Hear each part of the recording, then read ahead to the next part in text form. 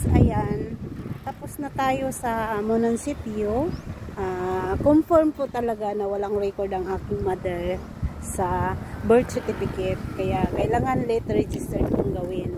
At pumunta ako dito sa dahil kailangan ko titingnan kung mayroon ba siyang baptismal, kaso po close, kasi pag Martes pala close pala ang office dito dito sa kumbento, kaya babalik ako bukas. Dito pala ako sa harapan ng simbahan namin sa bayan. Yan po ang simbahan ng bayan namin. At itong likuran, ito po yung anong tawag nito? Itong sa likuran ay kumbento pala ito, guys. Ayan. Kaya ngayon, dahil tapos na tayo, ay galing din pala ako, nagbayad ako ng BIR sa lupa ng bahay namin. At nagbayad na rin ako ng meals permit sa aking mother sa tindahan niya. Dahil ang last ng bayad is 2023 pala, kaya ang binayaran ko is 2024 at saka 2025, kaya medyo malaki-laki, kasi pag hindi ka pala yearling magbayad may penalty. Kaya sa mga may tindahan dyan, kailangan yearly kayo magbayad ng meals permit para hindi kayo magbayad ng penalty, kasi sayang din. Ngayon, tanungin ko ang aking mother kung ipatuloy ba niya ang pagtinda, kasi wala namang halos tinda siya. Ang tinda niya is beer lang at saka coke. Tanungin ko siya kung ipagpatuloy niya, kung hindi na, kasi kung hindi na, kailangan daw i-close para wala ng penalty. Kaya ang binayaran ko 2024-25, kaya 2 taon, kaya medyo malaki-laki din. Ayan. Ngayon guys, punta muna ako, balik ako sa bayan dahil bibili ako ng gulay or anong mabili ko doon, kasi wala kaming ulam ni mother ngayon sa bahay. Yan. Yan po ang update ng aking lakad ngayon. Kaya samahan nyo ako guys, lakad tayo. Yan. Ito pala ang bayan ng Valencia, simbahan lang namin sa Valencia, at sa kabila ang may dumaan kasi sa sakyanan, kumbento ang sa kabila. Kaya siguro kung hindi ako Merkulis makapunta pabalik dito sa kumbento, Huwebes na lang para sure, kasi pag Merkulis daw is half day lang sila. Ang nanay ko, sila magkapatid talaga, wala palang record sa birth certificate dito sa amin sa Valencia.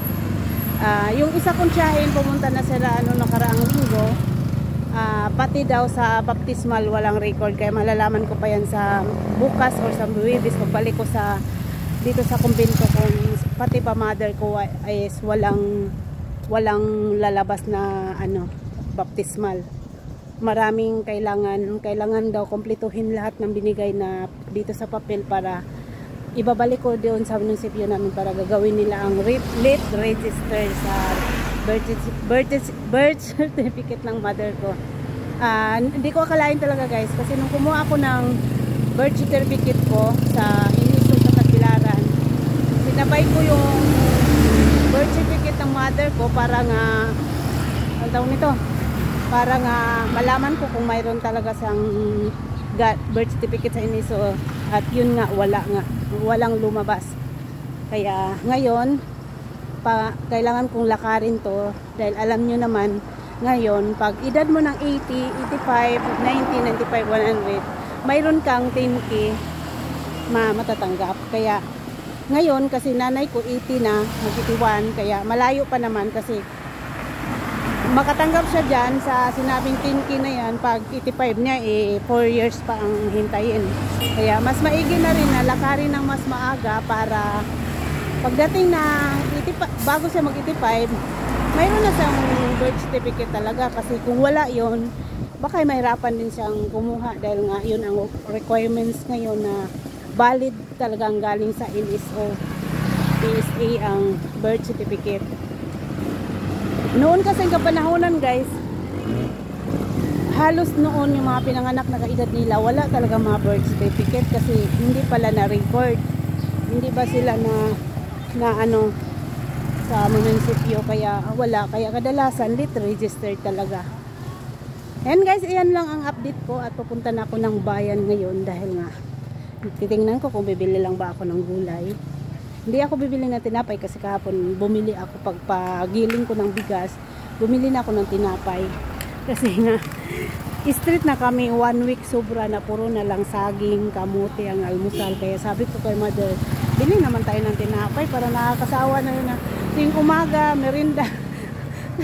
Alam mo guys, yung bang na-miss mo yung buhay syudad ba na sa bagay kasi doon sa amo ko talagang sagana kami sa pagkain doon guys sa amo ko dahil yung amo ko mabait kasi yung amo ko doon sa amo ko sa Green Hills.